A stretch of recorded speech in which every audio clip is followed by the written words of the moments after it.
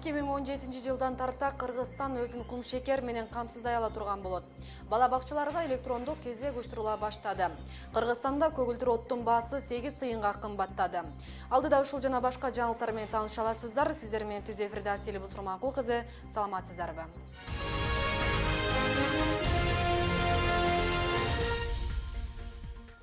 Эми Кыргызстан өзүн кумшекер менен камсыздай алат. Бул тууралуу бүгүн өкмөт башчысы Сооронбай Жээнбеков Чүй облусундагы Кошой ишканасынын абалы менен таанышуу учурунда билдирди.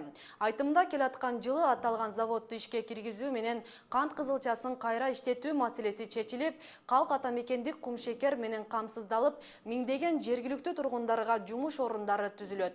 Бүгүнкү күндө Чүйдөгү кант кызылчасын иштеп чыккан Кайыңды кант заводу фермерлер тарабынан өстүрүлгөн кызылчанын толук көлөмүн убагында кабыл ала албай жатат. Модернизацияланган Кошой заводун ишке киргизүүдө бул көйгөйлөр чечилип, өлкөдө республика боюнча кант кызылчасын толук түрдө кайра иштетүүгө мүмкүнчүлүктөр түзүлөт деп белгиледи Жээнбеков. Эске салсак, Кошой заводунда ремонт иштерин жүргүзүп, модернизациялоого 4% жылдык үстөк менен 10 миллион АКШ доллары өлчөмүндө насыя берилет. Эмдиги жылы боло турган президенттик шайлоого КСДП дагы өз талапкерин чыгарат.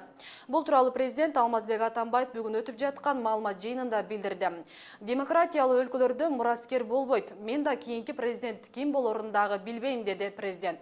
Алмазбек Атамбаев ошондой эле Бакыт Төрөбаев менен Өмүрбек Бабановдун системалуу түрдө иштеп жатканын, президенттик шайлоодо экөөнүн бирөөсү утуп чыкса таң калбастыгын айтты. Кыргызстандагы бала бакчаларга балдарды кабыл алуу электрондук кезек аркылуу ишке аша баштады. Бул тууралуу Билим берүү жана Илим министрлигинин маалымат кызматы билдирди. Электрондук кызматтын жардамы тиешелүү маалыматтарды толтуруп, кезекке туруп, кайсыл бала бакчада бош орундар бар экендигин жана өз кезегин билип тура алат. Бул долбоор бала алууда ачык айкындуулукту камсыз кылуу максатында кабыл алынган. Анын аркасында бардык ата-энелер бала бакчалардын көрсөткөн кызматын жеткиликтүү колдоно алышат деп айтылат маалымат. Бул аракеттер пилоттук негизде Бишкек, Ош жана Жалал Абад шаарларында өткөрүлдү. Эми жалпы өлкө аймагында ишке ашат. Кыргызстанда 1378 бала бакча 162 миңден ашык баланы тарбиялайт. Кыргыз Телеком ишканасынын башчысы Эмиль Эшеналиев ээлеген кызматынан бошотулду. Өкмөттүн маалымат кызматы билдиргендей, премьер-министр Сооронбай Жээнбеков мамлекеттик мүлктү башкаруу фондунун жетекчисине Кыргыз Телеком ишканасынын башчысы Эмиль Эшеналиевди кызматтан кетирүү тапшырмасын берди. Маалыматтар боюнча, Кыргыз Телеком ишканасынын башчысы Эшеналиев тергөө иштери жүрүп жаткан учурда уруксатсыз эс алууга чыгып кеткен. Кыргыз Телеком ишканасы сынакчы балардын мониторинге жок мамлекеттик сатып алуу талаптарын бузуп, Казакстандык интернет провайдерлер менен мыйзамсыз келишим түзгөндүгү үчүн мурда башкы прокуратура кылмыш ишин козгогон. Декабрь айынан көгүлтүр оттун баасы 8 тыйынга кымбаттады. Ага ылайык 1 куб метр газ 14 сом 47 тыйын. Ал эми өнөр жай ишканалары, коммерциялык структура жана бюджеттик уюмдар үчүн бардык салыктарды эске алуу менен 17 сом 74 тыйынга бааланды. Бул тууралуу Газпром Кыргызстан ишканасы билдирди. Мыйзам боюнча Газпром Кыргызстан ишканасы газдын наркын Улуттук банктын ар бир айдын башына карата бекиткен доллардын курсуна ылайык баалайт. 1 декабрда доллардын расмий курсу 69 сом 15 тыйынды түздү.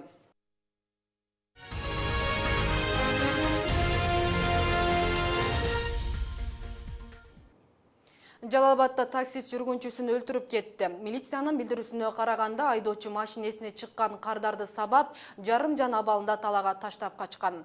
Алдын ала иликтөөнүн жыйынтыгы боюнча кылмыш мас абалда жасалганы аныкталды. Тагыраак айтканда, шектелип жаткан таксист менен киши колду болгон жүргүнчү окуяга чейин чогуу ичишкени белгилүү болгон. Окуянын чоо жайы кийинирээк Кылымжан Азамат кызынын материалында. 26 жаштагы аялдын өлүмүнө шектелип кармалган таксист учурда Сузак райондук ички иштер бөлүмүндө сурак берүүдө. Кылмышка шектүүнүн айтымында такси чакырткан аял мас абалда болуп, экөө андан арыда бирге спирт ичимдигин ичишкен. Кызып калышканда жаңжалдаша кетип, жыйынтыгында ачуу үстүндөгү айдоочу аялды сабап ээн талага таштап качыптыр. Ушу заказ алып баргам. Ушу иштеп атканда жакшы эле дем алып сүйлөп аткан. Көрүп кийин деке болбосун деп алысыраак иштеп койгом. Кайда алып саттыңыз энеси? Каралман жолунан. Иә, Каралман жолуна. Каралман жолуна? Бирөө жарым көрсө скорый чакырып алып кетет болдум. Кылмышка шектүүнүн таксист болуп иштегенине эми 1,5 ай болгон. Буга чейин ал соттолгон эмес. Психикалык жактан да жабыркабаганы аныкталды. Учурда 27 жаштагы шектүүгө адам өлтүрүү фактысы боюнча кылмыш иши козголду. Бир күн өтө электе ызын суутпай таптык. Почему эме ошол жансыз дененин чөнтөгүндө телефон табылды. Эме LG маркасындагы. Ошол телефонуна распечаткалар кылып, ошонун артынан табылып, анан акыркысы ошо акыркы телефондо ушу таксиге түшкөн деп маалымат түшүп, ошо таксистти алып чыгып, бир күн, бир сутка боло электе ошо кылмыштын бетин ачканга аракет кылдык. Милициянын маалыматына ылайык Жалал-Абад шаарында буга чейин таксилерде мындай каргашалуу окуя катталган эмес. Мыйзам боюнча жеке же болбосо атайын тейлөө кызматтарына таксист болуп ишке кирүүдө патенттин негизинде келишим түзүлөт. Анда айдоочулук күбөлүгү, унаанын техникалык абалын тастыктаган аныктама жана жарандардын паспортунун көчүрмөсү алынат. Бирок мурда соттолгондугуна жана медициналык тактамасына көңүл бурулбайт. Бул болсо жарандардын коопсуздугуна жооп бербеши мүмкүн. Андан тышкары атайын ошол врачтардан өтүш керек, текшерилиш керек, психикасы жактан текшерип өткөрүш керек, наркотика чегип чекпей ушул жагдайларды эске алыш керек. Анан комиссия түзүлүп, ошол ишканада анан негизинен ушул аттестация катары кабыл алып туруп, анан кийин уруксат берсе, бул мыйзамдуу көрүнүш болуп эсептелинет да. Бул окуядан кийин такси тейлөө кызматтарына кабыл алуунун шарттарын өзгөртүү керектигин юристтер сунуштап чыгышты. Анткени айдоочулардын жоопкерчилиги азыркы мыйзамда так көрсөтүлгөн эмес. Кылымжан Азамат кызы Шайыр Зайырбек уулу, Ынтымак, Сузак району. Ар бир министрлик жок дегенде бирден майыпты кызматка алышы керек. Бул тууралуу КЗДП фракциясынын депутаты Дастан Бекашев парламентте ар кандай маселелер каралып жатканда билдирди. Эл өкүлү мамлекеттик кызматта болгону 137 майып иштеп жаткандыгын айтты. Ар бир министрлик бир майып кишини жумушка алышы керек. Албетте квалификациясын кароо зарыл. Бирок аларды жумушка алыш керек, болбосо митингге чыгып, пособияны көтөргүлө дей берет, деди Бекешев.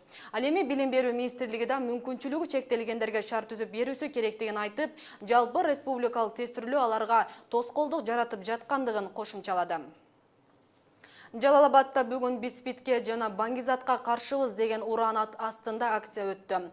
Алгач шаардын көчөлөрүндө СПИДке жол жок, СПИДке каршыбыз, СПИД менен бирге күрөш деген баракчаларды көтөргөн топ борбордук аянтка жөө жүрүш жасашты.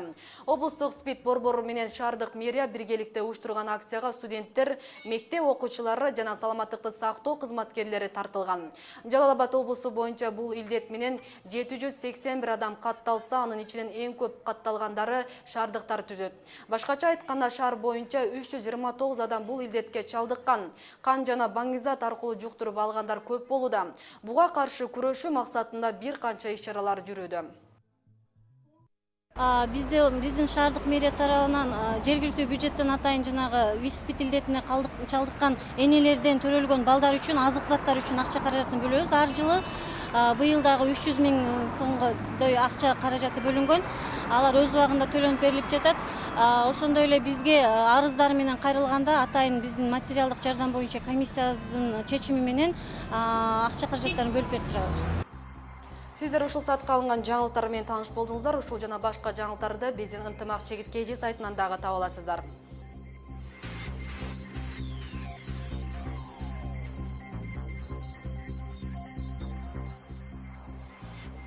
Мен болсо сиздер менен коштошом. Ар дайым жакшы жаңылыктар менен амандашалы. Алдыда бар ай менен таанышыңыздар.